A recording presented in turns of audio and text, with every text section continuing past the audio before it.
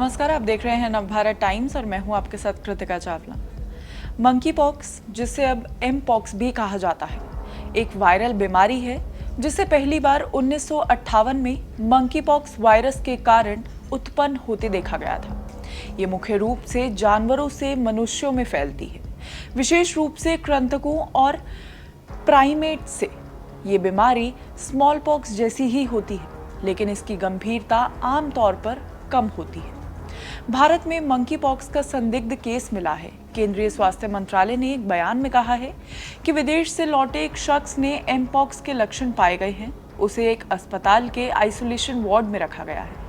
मंत्रालय ने contact tracing भी शुरू कर दी है। ये पता कर रहा है कि संदिग्ध मरीज के संपर्क में कौन कौन लोग आए हैं। उसकी ट्रैवल हिस्ट्री भी निकाली जा रही है। National centre for disease control यानी NCDC भी पूरे मामले की देखरेख कर रही है। WHO ने 14 अगस्त को मंकी पॉक्स का ग्लोबल हेल्थ इमरजेंसी घोषित किया था। तो वहीं दूसरी ओर आप नेता और दिल्ली के मंत्री सौरभ भारद्वाज ने डेंगू और मंकी पॉक्स की तैयारियों की समीक्षा के लिए LNJP अस्पताल का औचक निरीक्षण किया है। उन्होंने कहा कि मैंने डेंगू और मंकी पॉक्स की तैयारियों की समीक्षा करने के लिए LNJP अस्पताल में औचक निरीक्षण किया। मंकी पॉक्स के एक मामले की पुष्टि हुई है और मरीज का विदेश यात्रा के दौरान संक्रमित होने का इतिहास है। मरीज स्थिर है। मैं अन्य अस्पतालों में भी औचक निरीक्षण ही करूंगा।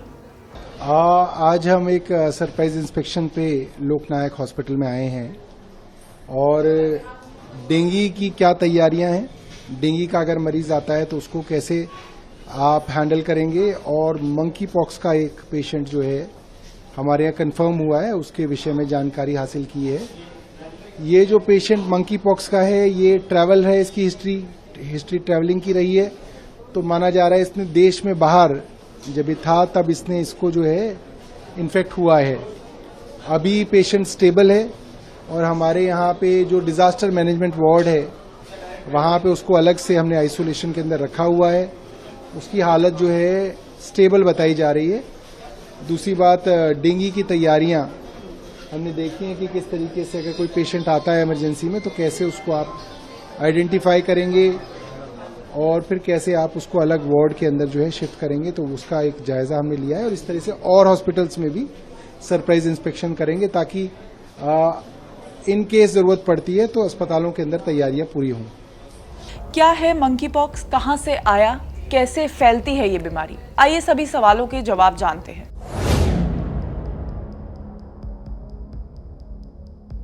मंकी पॉक्स एक वायरल डिजीज है जो एम पॉक्स वायरस के जरिए फैलता है। चर्चित वायरोलॉजिस्ट और BR Ambedkar centre for biomedical research के डायरेक्टर प्रोफेसर सुनीता सिंह ने बताया है कि monkey pox virus small pox की फैमिली या उस जैसी वायरस ग्रुप का मेंबर ही है, लेकिन ये चेचक से कम हानिकारक है।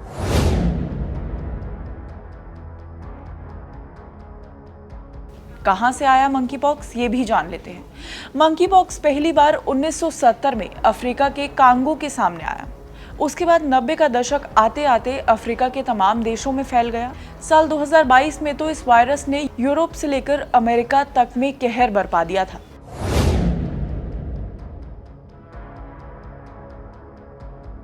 मंकी पॉक्स के मुख्य तौर पर 2 स्ट्रेन पाए गए हैं। पहला स्ट्रेन है क्लेड 1 जो मध्य अफ्रीकी देशों में पाया गया है। ये सबसे घातक स्ट्रेन है और इसकी चपेट में आने वाले करीब 10% लोगों की जान चली गई है। दूसरा है क्लेड 2 जो कम हानिकारक है और ज्यादातर देशों में यही स्ट्रेन फैला है। इस स्ट्रेन की चपेट में आने वाले 99.99% लोग ठीक हो जाते हैं।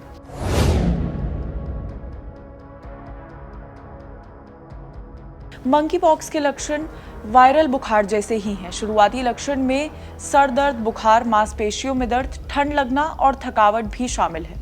2 से 3 दिन बाद पेट में दर्द, गले में सूजन और शरीर पर रैशेस पड़ जाते हैं। तो वहीं कुछ दिन बाद शरीर पर बड़े बड़े फफोले जैसे दाने निकल आते हैं। खासकर गुप्त अंगों पर पानी वाले दाने और छाले पड़ जाते हैं।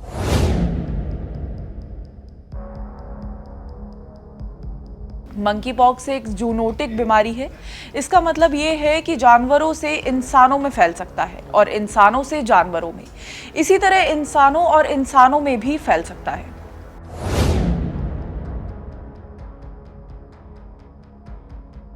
जिन देशों में मंकी पॉक्स का ज्यादा खतरा है वो भी जान लेते हैं। अफ्रीकी देशों में मंकी पॉक्स एक महामारी बन चुका है, खासकर कांगो में ये आम है। अफ्रीकी सीडीसी के मुताबिक इस साल से शुरुआती महीनों में ही एमपॉक्स के करीब 15,000 मामले सामने आए हैं और 450 से ज्यादा मरीजों की जान चली गई है।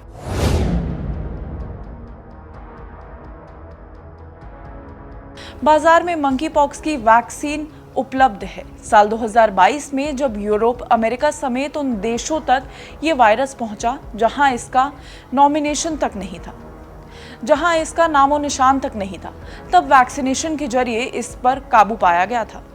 ऐसे ही देश विदेश की बड़ी खबरों के लिए देखते रहिए नवभारत टाइम्स।